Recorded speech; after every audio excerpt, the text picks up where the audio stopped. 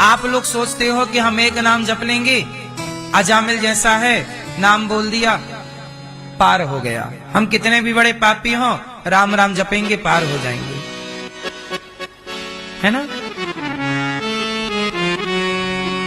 तो फिर इससे हो जाएगा काम? फिर इतने सारे वेद पुराण काहे बने हैं? फिर इतनी सारी मर्यादाएं क्यों बनी हैं? फिर राम राम ही जपो, फिर कुछ करने की जरूरत ही नहीं है।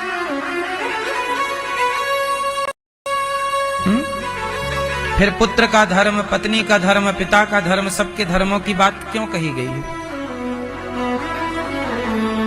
फिर राम जी को बंदरों की सेना बनाने की क्या जरूरत थी? सारे बंदर राम राम जपते रहते, हो जाता काम। रावण यूं ही मर जाता, सेतु यूं ही बन जाता। राम को भी काम करना पड़ा, राम को भी अपने कर्तव्यों का पालन कर्म करना पड़ा। बोलो हाँ। भगवान कृष्ण तो भगवान है, उन्हें भी सुदर्शन चक्र उठाना पड़ा। बोलो हाँ। अर्जुन से कहना पड़ा, अर्जुन गांडीव उठा, वरना कृष्ण ये नहीं कहते तू गांडीव छोड़ और कृष्ण कृष्ण जप, कृष्ण कृष्ण कृष्ण कृष्ण कृष्ण। अर्जुन जपने लगते कृष्ण। हमें नहीं लड़ना युद्ध बुद्ध, सामने हमारे गुरुजी खड़े हैं, पितामह खड़े हैं, सब हम नहीं लड़ते, हम कृष्ण कृष्ण जपेंगे। भगवान ने कहा तू पागल मत बन, धनुष उठा। आज के लड़का लड़की क्या कहते हैं? आज के लोग, महाराज जी हम सब छोड़ के आ गए। कहां आ गए? अब हम भगवान का भजन करेंगे। भजन क्या है? आप समझ ही नहीं पाए भजन क्या है। भजन क्या है? भजन क्या है? पोलियो की दवाई जिस डॉक्टर ने बनाई है, बोलो हाँ। पोलियो की दवाई, हमारे भारत में कितना पोलियो था? हर गांव में 10-20 लड़के लड़कियां पोलियो ग्रसित थे एक टाइम पर। बोलो हाँ। पोलियो कितना था? अपाहिज कितने लोग थे? लेकिन किसी डॉक्टर ने पोलियो की दवाई बना दी तो पोलियो, भारत पोलियो मुक्त हो गया। अब बताइए, वो पोलियो की दवाई बनाने वाला डॉक्टर पोलियो की दवाई ना बनाता, राम राम जपता रहता। इसलिए हम कहते हैं कि राम राम जपना है, पर राम के आदर्शों पर पहले चलना है। हनुमान जी भी राम राम जपते हैं, लेकिन जब पहले राम की आज्ञा का पालन कर लिया, टाइम बचा, तो क्या करें? राम राम जपेंगे, कृष्ण कृष्ण जपेंगे। लेकिन पहले क्या है? हमें काम जो दिया गया है। अब हमारे देश में बेरोजगारी है, अब आज बेरोजगारी है। आज के युग में सबसे बड़ी भक्ति की परिभाषा क्या है? बताओ, आप लोग बताइए। बहुत बुद्धिजीवी हो, बहुत ध्यान से सुनिएगा और बोलिएगा।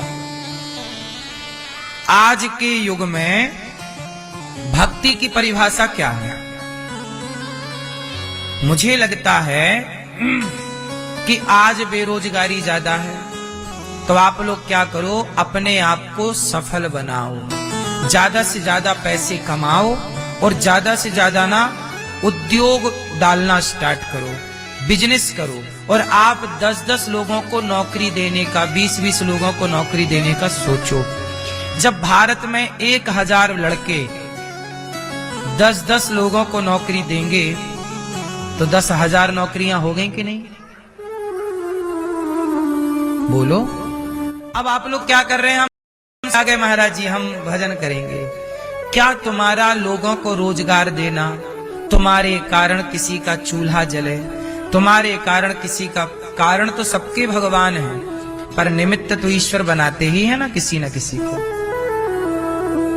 तो आप क्यों ना समाज को बेरोजगारी से मुक्त करें, गरीबी से मुक्त करें, इस दिशा में हम काम करें, अच्छे इंसान बन के समाज की सेवा करें। क्यों ना हम किसी गरीब बेटी का विवाह कराएं, क्यों ना हम किसी भूखे को भोजन दें। क्या ये भजन नहीं है? क्या ये भक्ति नहीं है? बोलो। काम करिए।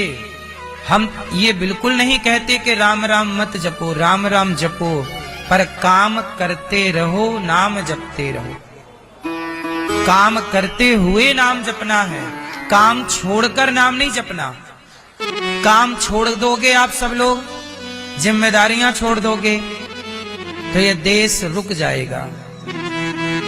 और भगवान ये थोड़ी कहते हैं कि तुम रुक जाओ, भगवान तो ये कहते हैं तुम दिनों दिन आगे बढ़ते रहो। कौन रुका? अर्जुन रुक गए, मैं नहीं लड़ता युद्ध, भगवान ने ऊर्जा भर दी, लड़ना पड़ेगा। कर्मण्येवाधिकारस्ते मा फलेषु कदाचन। आप लोगों ने गलती क्या कर दी कि धर्म को समझ ही नहीं पाए। भक्ति का मतलब आपने केवल माला जपना, भक्ति का मतलब केवल जंगल जाना, सब छोड़ देना। भक्ति का मतलब ये नहीं। भज सेवायाम धातु से भक्ति बनती है।